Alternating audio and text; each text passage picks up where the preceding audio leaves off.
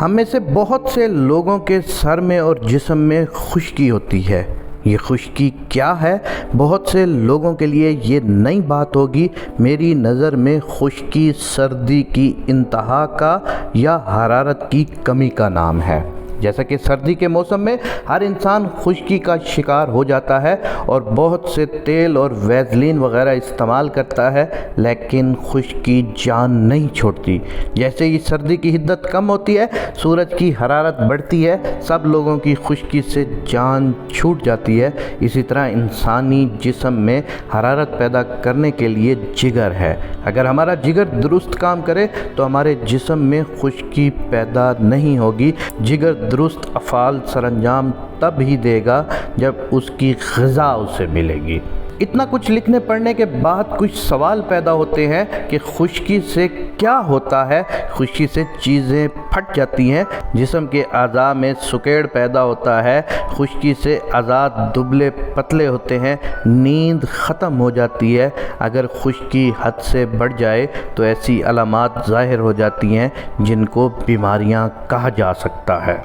مثلاً قبض، انتڑیوں میں خشکی سے سکیڑ پیدا ہو جاتا ہے، خون گاڑھا ہونے کی شکایت ہوتی ہے، معدے میں ایسیڈیٹی تیزابیت رہتی ہے، کولیسٹرول بڑھ جاتا ہے، ٹینشن سوار رہتی ہے، کان بجنا کان کی خشکی سے ہوتا ہے، ہونٹوں کا پھٹنا، بواسیر، زبان کا پھٹنا، ناخن کا پھٹنا، ناخن کا بیٹھ جانا، جلد کا پھٹنا، چنبل، جلد سے چھلکے اترنا، جلد کی خشکی، جگر ٹھنڈا ہو جانے سے اس پر چربی آنی شروع ہو جاتی ہے، کیونکہ جس نے بذات خود چربی کو تحلیل کرنا تھا وہی ٹھنڈا ہو چکا ہے۔ اس کی غذا اس کو نہ ملنے کی وجہ سے اس پر بھی چربی بننا شروع ہو جاتی ہے۔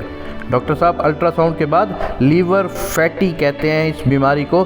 دماغ میں خشکی بڑھ جانے سے انسان ماضی کی تمام باتیں، لمبی لمبی کہانیاں اور تاریخی واقعات تک سنا دیتا ہے، لیکن حال کی چیزیں یاد نہیں رہتی، حتیٰ کہ بات کرتے کرتے بھول جاتا ہے، پھر جلد یاد کرنے سے بھی یاد نہیں آتی، بلکہ کافی وقت گزرنے پر پھر کسی اور لمحے وہ بات یاد آ جاتی ہے۔ ایسا دماغ میں خشکی سے ہوتا ہے۔ خشکی یا حرارت کی کمی سے تیزابیت بڑھ کر جگر اور گردوں کو نقصان دینے لگتی ہے، جس سے جگر اور گردوں میں خشکی ہو جاتی ہے اور وہ سکڑنے لگتے ہیں، جس سے جگر اور گردے متاثر ہوتے ہیں۔ جب جگر کی غذا نہ ملنے سے جگر سے صفراوی نمکیات آنتوں پر گرنے کی رفتار کم ہو جاتی ہے تو جسم میں زہریلے مادے رکنا شروع ہو جاتے ہیں اور گردوں میں سکیڑ سے اس کے فضلات خارج نہیں ہوتے، کیونکہ گردوں میں لگے فلٹر تیزابیت سے بند ہو رہے ہوتے ہیں اور پیشاب گاڑھا سرخ زردی مائل ہو جاتا ہے۔ یہی گردوں کا خراب ہونا اور ہیپیٹائٹس ہے جس سے میری قوم تباہ ہو رہی ہے۔ یہ ایسی علامات ہیں جن کا خشک اثرات رکھنے والی ادویات سے علاج ہوتا نظر نہیں آتا۔ یہ تمام جو مسائل میں نے بیان کیے ہیں، ان کا حل کیا ہے؟ کسی ماہر طبیب سے اپنی تشخیص کروائیں، جو تشخیص جانتا ہو، جو یہ بتا سکتا ہو کہ یہ بیماریاں کب، کہاں، کیسے اور کیوں اور کس وجہ سے پیدا ہوتی ہیں۔ غذا کی شکل میں میری معصوم قوم خود بھی ان سے بچ سکتی ہے۔ تشخیص کے بعد اگر تھوڑا غور و فکر سے کام لیں تو بہت جلدی ان بیماریوں سے جان چھوٹ سکتی ہے۔ اول تو تشخیص لازمی ہے۔ دوم، جیسا کہ میں نے بیان کیا ہے کہ ان مسائل کا حل کچھ اس طرح بھی کیا جاتا ہے کہ اگر آپ اپنی طبیعت میں ایسی علامات محسوس کرتے ہیں تو خشکی کے اثرات پیدا کرنے والی غذائیں کم کر دیں، جن میں خشک ناریل، ترش دہی، بھنے ہوئے چنے، بیسنی پکوڑے، مچھلی، شامی، بینگن، سبز چنے، ٹماٹر، کڑھی، گوبھی، لوبیا، باجرہ، بڑا گوشت، چکن، اوجڑی، کریلے، میتھی، پالک، کچنار، دال چنا، دال مسور، مٹر شامل ہیں۔